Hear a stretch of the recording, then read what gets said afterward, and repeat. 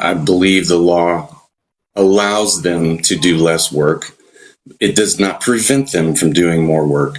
And since there were multiple shell casings found and a live round found, it already didn't make much sense. So it would seem that they would automatically do a complete toxicology, not just blood alcohol, and a complete autopsy, which they did not do.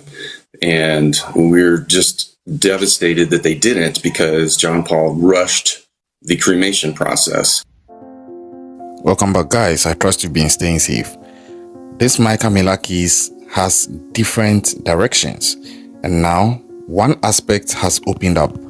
The father of Mica Miller is talking. He granted an interview to one of the high-end news feeds, and what he said is very, very interesting, to the point that he actually did an analysis about what he was looking at with his wife that might even suggest that there's a possibility that Mica Miller did not UnAlive herself by herself, meaning that there's a possibility that Mica Miller's passing was not self-induced, but probably it could have been done by someone else who made it look as though Mica Miller did it to herself.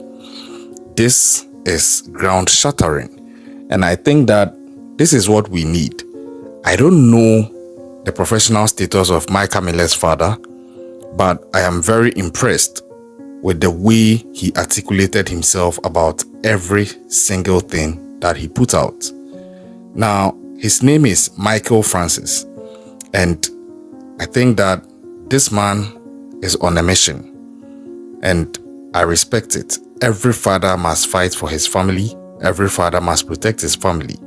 And to an extent, I believe this man possibly feels that he failed to do that in the case of Mica Miller. And this is how he redeems himself, by making sure that if anything is being overlooked, if any stone is being left unturned, he is going to make sure that stone is turned, and every other thing that needs to be found and paid attention to is found and attention paid to it. Now, he says a lot of things, but primarily among them, he talks about the fact that Pastor J.P. Miller's behavior did not match that of true love as far as his marriage to his daughter Mica Miller was concerned. Now, this conflicts with what Pastor J.P. Miller's father had said in his 900 worded statement that he put out about Mica Miller. In that statement, he devastated Mica Miller. He literally destroyed her. And I've done a video on that. You can go and check that one out. The things he said about Mica Miller. I even went ahead to try and blame the family of Mica Miller for some problems that Mica Miller faced. Called her a very sick woman and all. Now, I think that it's not just the marriage of Mica Miller and Pastor J.P. Miller that was bad, but I think I'm getting some vibes that possibly it's possible. I'm not saying it is, but I'm saying it's likely or possible that there could have been some tension between the two families. If I'm wrong, hey, I'm wrong. I'm just saying I suspect it. But looking at how things are going, I think the battle lines are being drawn. And it's very unfortunate because already one victim has been lost in the person of Mica Miller. Now, Mica Miller's father, Michael Francis, said these things during that interview. I'm just going to touch on a few things.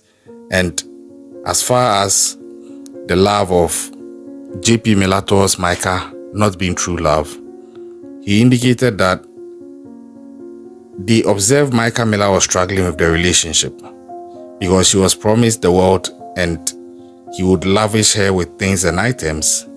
But then it seemed like Pastor J.P. Miller was the type of person who would try to buy love. And if he does a favor, he thinks that he owns you and he sort of expects reciprocation. So, well, that is his view. I'm not saying that is a fact, but he's the father of the deceased Mica Miller, and that is what he's saying. Now, it begins to raise some questions because he now alleges that Pastor J.P. Miller claimed that his daughter, Mica Miller, was not taking her medication properly and needed to be hospitalized. This was in February of 2023. But then, Mica Miller's father is saying that what was happening was that his daughter, Mica Miller, had simply decided to take one pill instead of two, which was actually allowed. I don't know if that's the case. That's what he's saying. Now, he also went on to talk about the fact that Pastor J.P. Miller exaggerated the mental health situation of Mica Miller. He's saying that throughout a lot of their interactions, J.P. Miller was exaggerating a lot of things and making up things so that he could, in fact, get Mica Miller hospitalized against her will. Now, if this is true, I begin to appreciate why they are that concerned and where J.P. Miller's father is coming from. I think J.P. Miller's father genuinely believes in what he is saying, but maybe there's a possibility he's been misled into thinking that she actually needed to go through all that. And it's obvious here that her family didn't think it was such a big deal, her taking one pill instead of two, because according to her dad, that was even allowed. But it seemed it was rather Pastor John Paul Miller who was making a fuss of it and exaggerating. So it seems Mica Miller probably had some mental health issues, but now per what her father is saying in this interview, it seems like probably it was being blown out of proportion by her husband, who was doing so possibly for his own vendetta or own reasons, so he could hospitalize her. That is what he's saying. I'm not saying that I believe it, but I think there's a possibility. Now, he went on to talk about what interests me most in that interview, where he started doing an analysis that he did with his wife at home, that's Mica Miller's mom, where they were trying to recreate the crime scene where Mica Miller allegedly self-induced the GSW to herself and offed herself. Now, in the video, I don't want to show it here, but he tried the same thing that Mica Miller would do per what happened to her. And instead of Mica Miller pressing the trigger, he narrated the scene from the perspective of the possibility that there was another person in the car with Mica Miller, and that person forced Mica Miller to press it with her own finger by forcing him or herself on the hands and fingers of Mica Miller to make her discharge the weapon. Because he also talks about the fact that when Mica Miller's remains were found, there were defensive wounds on her.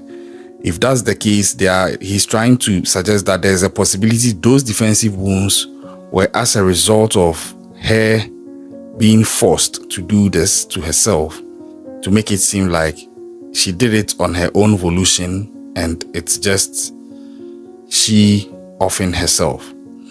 So that is interesting. He went on to talk about the fact that